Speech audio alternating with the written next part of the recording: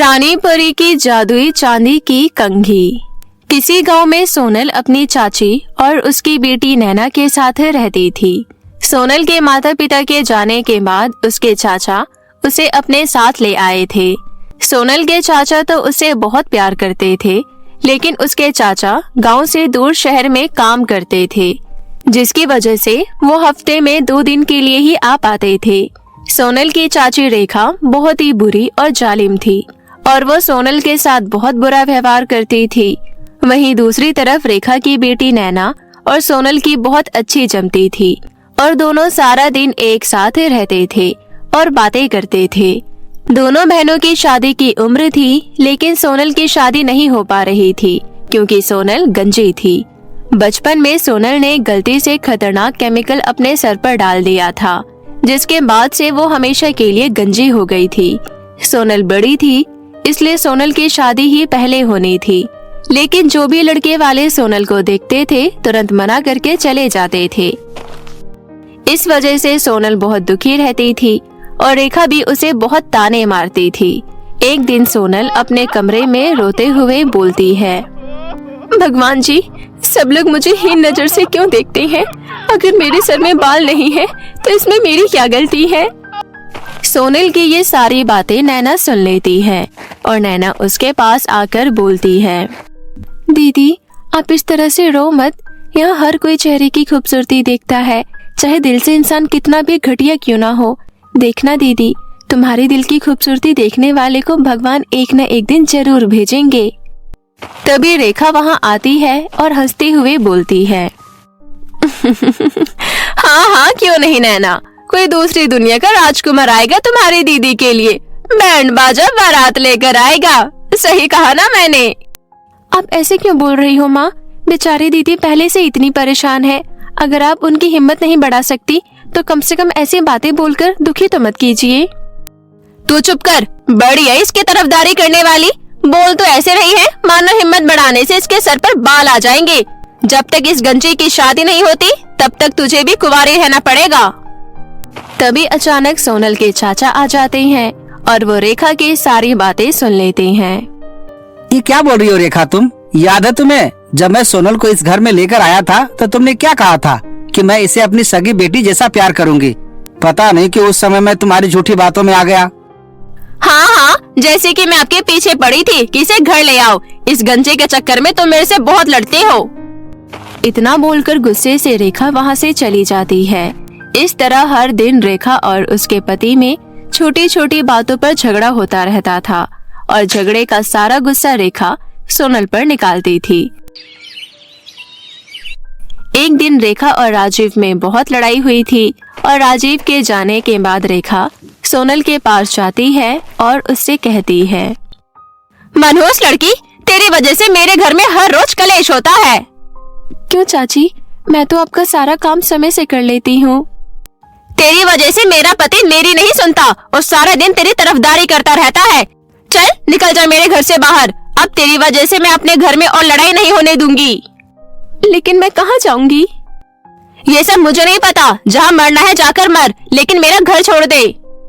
सोनल उदास होकर रेखा के घर से चली जाती है। तभी नैना पूरे घर में सोनल को ढूंढने लग जाती है। दीदी कहाँ हो दीदी? देखो मैं बाहर से बर्गर लेकर आई हूँ। नैना पूरे घर में सोनल को ढूंढती है, लेकिन सोनल उसे नहीं मिलती। तभी वो अपने मन में सोचती है, लगता है कहीं माँ के तानों से परेशान होकर दीदी घर छोड़कर तो नहीं चली गई। मैं अभी माँ से पूछ कर आती हूँ। इतना बोलकर नैना रेखा के पास जाती है और बोलती है, माँ मैंने दीदी को हर जगह ढूंढा और वो मुझे कहीं नहीं मिली। मैं अच्छे से जानती हूँ कि आपसे परेशान होकर दीदी कहीं चली गई है। अगर दीदी को कुछ भी हुआ तो मैं चुप नहीं बैठूंगी। मेरी बेटी होकर तुझे उसकी बड़ी चिंता हो रही है। वो गंजी अपने मन से घर छोड़कर गई है, समझ गई? लेकिन दीदी खुद घर छोड़कर क्यों जाएगी? क्योंकि यहाँ मैं और मोहल्ले के लोग उसके गंजेपन का मजाक उड़ाते थे। वैसे भी उसकी शादी भी नहीं हो रही थी, शायद इसलिए परेशान होकर चली गई होगी। जो भी हो, लेकिन आपसे तो बात करना ही बेकार है। इतना बोलकर नैना रोते हुए अपने कमरे में चली जाती है। वहीं दूसरी तरफ सोनल रोते हुए नदी के तरफ से जा रही होती है। तभी वो नदी के पास रुक जाती है। चाची ने मुझे घर से बाहर निकाल दिया है और अब मेरे पास अपनी जान देने के अलावा कोई दूसरा रास्ता नहीं है। सोनल जैसे ही अपनी जान देने के लिए एक कदम आगे बढ़ाती है, तभी वहाँ रानी परी आ जाती है। रुक जाओ बेटी, ये तुम अभी क्या करने जा रही थी? मुझे तुम्हारे बारे में सब पता है। तुम्हारी परेशानी की जड़ ये तुम्हारे बाल है, लेकिन कोई बात नहीं, मैं अभी सब ठीक कर दूंगी। क्या सच में मेरे सर पर भी बाल होंगे? सोनल की बात सुनकर रानी परी मुस्कुराने लगती है और वहाँ एक चांदी की कंघी प्रकट कर देती है। ये लो बेटी, जादुई चांदी की कंघी। इसे तुम अपने सर पर लगाओगी तो तुम्हारे बाल लंबे और घने हो जाएंगे। लेकिन याद रहे, ये कंघी सिर्फ गंजे लोग इस्तेमाल कर सकते हैं। अगर किसी और ने इसका इस्तेमाल किया तो वो गंजा हो जाएगा। इस जादुई चांदी के कंघी के लिए आपका बहुत बहुत शुक्रिया। उसके बाद रानी परी वहाँ से चली जाती है और सोनल जादुई चांदी के कंघी लेकर फिर से घर आ जाती है। रेखा सोनल को देखकर अपना मुंह फेर लेती है। सोनल जादुई चांदी की कंघी लेकर अपने कमरे में जाती है और जादुई चांदी की कंघी का इस्तेमाल करती है। कंघी करते ही सोनल के सर पर लंबे काले घने बाल आ जाते हैं। ये सब देखकर सोनल खुशी से झूम उठती है। अरे वाह, अब तो मेरे भी लंबे काले घने बाल है। अब कभी भी कोई मेरा मजाक नहीं बनाएगा। मैं अभी ये सारी बातें नैना को जाकर बताती हूँ। उसके बाद सोनल नैना के कमरे में जाती है, लेकिन तभी पीछे से रेखा सोनल के कमरे में आ जाती है और जादुई चांदी के कंघी को देख लेती है। गंजी के सर पर तो बाल नहीं है, फिर उसके कमरे में ये कंघी क्या कर रही है? वैसे कंघी तो दिखने में बहुत खूबसूरत लग रही है, क्यों न इस कंघी को मैं अपने पास रख लूं? हे भगवान, आज तो मैं कंघी करना ही भूल गई। एक काम करती हूँ, इस कंघी से बाल झाड़ लेती हूँ। इतना बोलकर रेखा जादुई चांदी की कंघी का इस्तेमाल करती है और उसके ऐसा करते ही रेखा गंजी हो जाती है। अरे ये क्या हो गया? मेरे सर के सारे बाल गायब कैसे हो गए? कहीं ये कंघी भूतिया तो नहीं? ये बोलते हुए रेखा जादुई चांदी की कंघी को जमीन पर फेंक देती है और जोर जोर से रोने लगती है। रेखा की रोने की आवाज सुनकर नैना और सोनल वहाँ आ जाती है और रेखा को देखकर दोनों डर जाती है। चाची जी, आपके सर के बाल कहाँ गए? मुझे नहीं पता, मेरे सर के बाल अचानक कैसे गायब हो गए। अब मैं घर से बाहर कैसे जाऊंगी? लोग मुझे देखकर बहुत हंसेंगे। माँ, भगवान ने आपको आपके कर्मों की ही सजा दी है। इतने दिनों तक आपने दीदी का उनके गंजेपन के लिए बहुत मजाक बनाया था और अब आपकी बारी है। अब आपको पता चलेगा कि जब लोग ऐसी बातें करते हैं तो कैसा महसूस होता है। हे भगवान, अब मैं क्या करूंगी? लगता है अब मुझे इसी तरह रहना होगा। इस तरह उस दिन से हमेशा के लिए रेखा को गंजा ही रहना पड़ता है।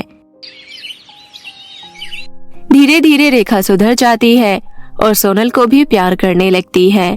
कुछ दिनों बाद सोनल के लिए बहुत अच्छे घर से रिश्ता आता है और कुछ महीनों बाद सोनल की शादी बहुत धूमधाम से हो जाती है। तो मेरे प्यारे दोस्तों, इस कहानी से हमें ये सीख मिलती है कि हमें किसी की भी कमियों को देखकर उसका मजाक नहीं बनाना चाहिए।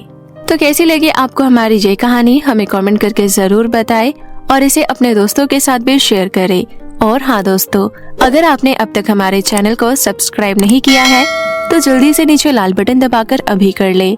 तो मिलते हैं आपसे फिर किसी नई कहानी के साथ। तब तक के लिए आप अपना ध्यान रखें। धन्यवाद। अनोखी चूड़ी और सैंडल का जादू। गार्गी नाम की एक लड़की अपने भैया भाभी के साथ रहती थी। वे लोग बहुत गरीब थे क्योंकि गार्गी के भैया राघव अपाहिज थे, जिसकी वजह से उसकी भाभी नैना नौकरानी का काम करती थी। नैना उतने पैसे भी नहीं कमा पाती थी जिससे उन्हें 2 वक्त का खाना मिल पाए। एक दिन राघव नैना से कहता है, नैना, तुम तो अच्छे से जानती हो कि मेरे अपाहिज होने के बाद हमारे घर के हालात कितने बुरे हो गए हैं, इसलिए मैंने कुछ सोचा है। क्या सोचा है आपने? मैं सोच रहा था कि तुम कुछ दिनों के लिए गार्गी को चाचा जी के घर छोड़ाओ। घर में एक व्यक्ति का खर्चा कम होगा तो कुछ पैसे बच पाएंगे। आगे चलकर हमें उसकी शादी भी तो करनी है। लेकिन क्या गार्गी चाचा जी के घर जाने के लिए राजी होगी? तुम उसे अच्छे से समझाना। जहाँ तक मैं उसे जानता हूँ, अगर मैंने बोला तो मेरे से लड़ लेगी, लेकिन तुम्हें कभी मना नहीं करेगी। वैसे भी मैं अच्छे से जानता हूँ, गार्गी चाचा जी के घर में बहुत खुश रहेगी। खिड़की के बाहर से गार्गी अपने भैया भाभी की ये बातें सुन लेती है और उदास हो जाती है, लेकिन वो खुद को जैसे तैसे समझा लेती है और अपने कमरे में जाकर बोलती है, सही तो कह रहे थे भैया, अगर मेरा खर्चा नहीं होगा तो कुछ पैसे बचेंगे और भाभी को घर चलाने में आसानी होगी, मुझे चले जाना चाहिए। तभी थोड़ी देर बाद नैना गार्गी के कमरे में आती है और बोलती है, गार्गी, क्या तुम कुछ दिनों के लिए चाचा जी के घर रह सकती हो? इसी बहाने तुम थोड़ा घूम भी लोगी। हाँ भाभी, मैं चाचा जी के घर कुछ दिन रहने के लिए चली जाऊंगी। अगले दिन नैना गार्गी को उसके चाचा जी के घर छोड़ने जाती है। कुछ घंटों बाद दोनों चाचा जी के घर पहुंच जाती है। गार्गी की चाची सुनीता दोनों को देखकर बोलती है, अरे नैना बहू और गार्गी, तुम दोनों अचानक यहाँ आने से पहले बता देती तो मैं कुछ बना कर रखती। चाची जी, मुझे आपसे एक मदद चाहिए। क्या हुआ नैना बहू, सब कुछ ठीक तो है ना? चाची जी, जब से राघव का एक पैर खराब हुआ है तब से वो कोई काम नहीं कर पाते हैं। मैं अकेली भला कितना कमा पाऊंगी, इसलिए हमारे घर के हालात अभी ठीक नहीं है। तो क्या आप कुछ दिनों के लिए गार्गी को अपने साथ रख सकती हो? पीछे खड़े होकर चाचा जी सब कुछ सुन रहे होते हैं और तभी चाचा जी सामने आकर बोलते हैं, कोई बात नहीं बहू, हम तुम्हारी परेशानी अच्छे से समझते हैं, इसलिए कुछ दिनों के लिए क्या, हम कुछ महीनों के लिए गार्गी को अपने साथ रख सकते हैं। आप दोनों का बहुत बहुत धन्यवाद। अब मैं चलती हूँ क्योंकि मुझे काम पर जाना है। इतना बोलकर नैना चली जाती है। सुनीता ये जानकर बहुत गुस्सा होती है कि गार्गी उनके घर में रहेगी। नैना के जाने के बाद सुनीता अपने पति से कहती है, कम से कम एक बार मेरे से पूछ लिया होता, मेरी बात हो रही थी ना, तो तुम्हें बीच में आने की क्या जरूरत थी? अगर तुम बीच में नहीं आते तो मैं गार्गी को अपने घर में रहने के लिए साफ मना करती। तभी सुनीता की बेटी निधि आती है और बोलती है, हाँ पापा, मम्मी बिल्कुल सही कह रही है। इसकी हालत तो देखो, कपड़े पहनने का भी कोई ढंग नहीं है। अगर मेरे दोस्तों ने इसे हमारे घर में देख लिया तो मेरे कितने इंसल्ट करेंगे। निधि, किसी के बारे में इस तरह की बातें नहीं बोलनी चाहिए। इसके पापा ने मुझे बुरे वक्त में मेरी मदद की थी, इसलिए आज मेरी जिम्मेदारी है कि मैं इनकी मदद करूं। अरे चुप करो, उन लोगों ने अपना बोझ हमारे सर छोड़ दिया। देखो सुनीता, ये घर मेरे पैसों से चलता है, इसलिए मैं जिसे मर्जी चाहूँ घर में रख सकता हूँ। तुम चाहे जो भी बोलो, लेकिन गार्गी जब तक चाहे इस घर में रह सकती है। इतना बोलकर मुकेश अपने काम पर चला जाता है। मुकेश के जाने के बाद सुनीता गार्गी से कहती है, तुझे क्या लगता है इस घर में तो चैन से रहेगी? कल से मैं अपनी नौकरानी को आने से मना कर दूंगी। अब उसकी जगह तो घर का सारा काम करेगी। वैसे भी किचन में बर्तन रखे हुए हैं, जा अभी जाकर बर्तन धो। गार्गी किचन में जाकर बर्तन धोने लगती है। उस दिन से दोनों माँ बेटी मिलकर गार्गी के साथ बहुत बुरा बर्ताव करती हैं। इसी तरह दिन बीत रहे थे। तभी एक दिन सुनीता गार्गी से बोलती है, सुन, हम दोनों शॉपिंग करने के लिए जा रहे हैं। हमारे पीछे से घर का ध्यान रखियो। जब तक हम आए तब तक खाना बना लियो। ध्यान से सुन ले, गलती से भी मेरे कमरे में जाकर मेरे मेकअप के सामान को हाथ लगाने की कोशिश भी मत करियो। अगर मेरा एक भी मेकअप का सामान इधर से उधर हुआ तो तेरी हड्डियाँ तोड़ दूंगी। इतना बोलकर दोनों माँ बेटी शॉपिंग करने के लिए चली जाती है। गार्गी सफाई करने लगती है। तभी निधि के कमरे की सफाई करते हुए उसे एक सुंदर सी चूड़ी और सैंडल नजर आती है। ये चूड़ी और सैंडल तो कितनी सुंदर लग रही है, जरा इसे पहनकर देखती हूँ। उसके बाद गार्गी चूड़ी और सैंडल पहन लेती है। ये चूड़ी और सैंडल तो मुझ पर बहुत अच्छी लग रही है। काश मेरे पास भी इतनी सुंदर चूड़ी और सैंडल होती। तभी अचानक दोनों माँ बेटी आ जाते हैं और गार्गी को चूड़ी सैंडल पहने हुए देख लेते हैं। निधि अपनी सुनीता माँ से कहती है, देखो मम्मी, मुझे लग ही रहा था कि इसने मेरे सामान को हाथ लगाया होगा, इसलिए मैं आपको आधे रास्ते से लेकर आई हूँ। अगर हम अभी नहीं आते तो हमें ये सब पता ही नहीं चलता। मनहूस, इतनी महंगी चूड़ियां और सैंडल पहनने की औकात नहीं है तेरी माँ ने पहना होगा क्या कभी, जो तो पहन के देख रही है? इतना बोलकर सुनीता गार्गी को जोरदार तमाचा लगा देती है। चल मेरे कमरे से बाहर निकल, हमारे पीछे से हमारे ब्रांडेड चीजों को हाथ लगाती है। इस तरह सुनीता गार्गी को अपने घर से बाहर निकाल देती है। गार्गी रोते हुए वहाँ से चली जाती है और जंगल में जाकर बैठ जाती है। तभी वहाँ पर एक बूढ़ी औरत आती है और गार्गी से कहती है, बेटी, मुझे बहुत भूख लग रही है, क्या तुम मुझे इस पेड़ से सेब तोड़ कर दे सकती हो? हाँ माँ, आप यहीं खड़ी रहिए, मैं अभी सेब तोड़ कर देती हूँ। उसके बाद गार्गी पेड़ पर चढ़ती है और बूढ़ी अम्मा के लिए सेब तोड़ लेती है। सेब तोड़कर गार्गी बूढ़ी अम्मा को दे देती है। तभी बूढ़ी अम्मा परी के रूप में बदल जाती है और बोलती है, बेटी, मैं एक परी हूँ। अभी इस जंगल में मेरी एक डायन से झड़प हुई थी और उसे मारकर मैं यहाँ से बुढ़िया का रूप लेकर जा रही थी। तभी तुम मुझे रास्ते में दिखी और तुम्हें रोता हुआ देख मैं तुम्हारे पास आई। मैंने सोचा कि तुम्हारे रोने की वजह जानने से पहले मैं तुम्हारी एक छोटी सी परीक्षा ले लूं और तुम अपनी परीक्षा में पास हो गई हो। अब तुम मुझे बताओ कि भला तुम क्यों रो रही थी? परी के पूछने पर गार्गी उन्हें सारी बातें बता देती है। गार्गी की बातें सुनने के बाद परी बोलती है, अब तुम चिंता मत करो, आज से तुम्हारे सारे दुख खत्म होने वाले हैं। इतना बोलकर परी एक जोड़ी सैंडल और एक जोड़ी चूड़ी प्रकट करती है और बोलती है, ये जादुई चूड़ी और सैंडल आज से तुम्हारी हुई। जादुई चूड़ी पहनने के बाद तुम जो चाहो इससे मांग सकती हो। वहीं दूसरी तरफ ये जादुई सैंडल हमेशा तुम्हारी रक्षा करेगी। ये जानकर गार्गी बहुत खुश होती है। थोड़ी देर बाद परी वहाँ से चली जाती है और परी के जाने के बाद गार्गी अपने मन में सोचती है, सबसे पहले तो मैं दोनों माँ बेटी को सबक सिखाऊंगी। इतना बोलकर गार्गी जादुई चूड़ी और सैंडल लेकर अपनी चाची के घर फिर से जाती है। तुझे तो मैंने भगा दिया था ना, फिर से क्यों आई है मुँह उठाकर? चाची जी, आपने इतने दिनों तक मुझे अपने घर में रहने दिया, इसलिए मैं आपको कुछ देना चाहती हूँ। अरे तेरी इतनी औकात कब से हो गई जो तू हमें कुछ देगी? उसके बाद गार्गी दोनों माँ बेटी को जादुई चूड़ी के बारे में बताती है। सुनीता गार्गी से जादुई चूड़ी छीनकर अपनी बेटी को दे देती है।